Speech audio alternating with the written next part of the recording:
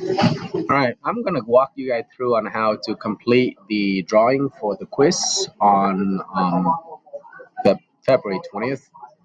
So the decimal place will be 3 and the unit is millimeter mmgs, and here's all your dimension. So when you complete, your part will look like this, and there are multiple ways of getting this answer. So I'm going to show you guys the actual properties of this. When you physically update everything, your mass will be 0.473 in pounds. Everything here will remain volume, area. All right, so to walk you through on how to do this, I'm not doing the problem actually here. I'm just showing you guys what I would do. So first, I will create this right here, and you should know the dimension of this. This is 130, and this is 80. The height of this is 8. All right. So figure that out from the actual problems. When I'm done with that, I continue drawing. So I have this part up here. Find out the dimension of everything. This is centers. Then what I'm doing is I create a work plane. Um, this work plane I created to be in the center, and then from that I created this section here. And let me show you what I did with that one. When I create that center plane, I construct this.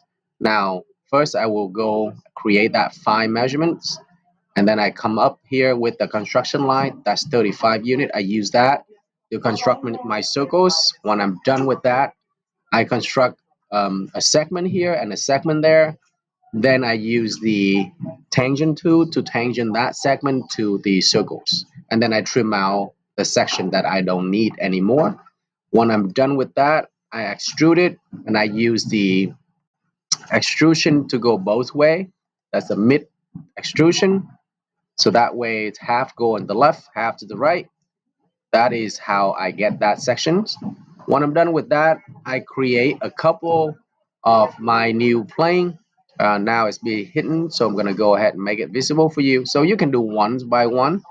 This plane is 40 unit from the face, the front, and then the next plane is let me turn this on first. The next plane is 60 unit from the front. So that is from your dimension of the given dimension from the problem. And with that, I go ahead and I construct both of these. I do it one by one. So just to show you guys how I did one of them. Again, when I select the plane, all I have to do is I use a line segment. I connect it from the top edge here to the next vertex here. And then I use the cut edge, project it, cut edge. I use that for this and this. When I'm done with that, I just extrude it. Again, I use a mid plane to extrude, go both ways. This one is 10, this one is 6. When I'm done with that, I continue on to the next one, which is I create a hole. Most of you create circle and create your other things, that's fine. But the actual problems here ask you for a hole, giving you all this symbol that indicate a hole here. All right. So this means it's a countable hole. Diameter is 15. The depth of that is 2, and then it's a through 10 measurement in diameter. It's the through all hole here. You are okay of doing the 2 circles that you did, and then cut it how you cut it. Some of you I saw in class did that. That's fine. One is done. Um, when it's all done, I'm going to use the next step, which is the mirror options. I use a mirror to select all 3 of these here. Then I mirror that over to the segment in there's a plane that I create earlier, the center plane, this work plane right here. I mirror all the stuff over that plane because that is the center of the whole part. Right? When it's done, I don't need the plane anymore. I can go high on the plane. And then what I'm going to do after that is I'm going to go ahead and fillet all of the corners. All right. When I fillet all the corners, I'm done. Now, let me see what I have here in the extrusion 6. I went ahead and cut these things right here at the bottom. So some of you just create the profile and everything and then extrude that. That's fine. There's more than one way of doing the same problems. It's however you like to do it, but that's how I did it. When it's all done, you're done. Now they said come suppress the part after you're done. So if you go to the hole right here, you right click on it, there is a suppress feature. The suppress feature remove the thing from the part, but it's not deleting it from the part in case you need it back. All right, so you suppress those holes. Now this right here is a circle.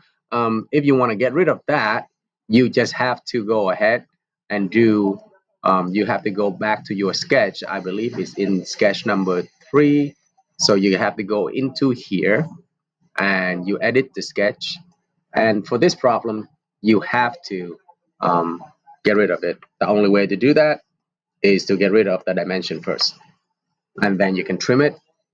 Now, I did not have to get rid of the dimension for the bigger circle, just a small circle.